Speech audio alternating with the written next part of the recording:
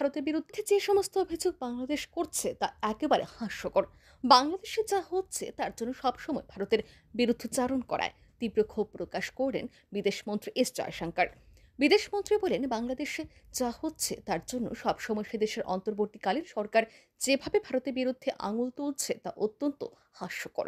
বিদেশমন্ত্রী বলেন, বাংলাদেশের সঙ্গে বর্তমানে বন্ধুত্বের সম্পর্ক ভারতের। তবে প্রত্যেকদিন সকালে উঠে যদি কেউ বারংবার নিজেদের দেশে যা হচ্ছে তার জন্য সবসময় ভারতকে দোষারোপ করে, তাহলে এর বিরুদ্ধে যে কোনো সিদ্ধান্ত একদিন না একদিন নেওয়া হতেই পারে। প্রত্যেকদিন সকালে উঠে যা হচ্ছে তার জন্য দোষারোপ ভারতের বিরুদ্ধে করা একেবারে বালখিল্য এবং হাস্যকর বলে মন্তব্য করেন জয়শঙ্কর।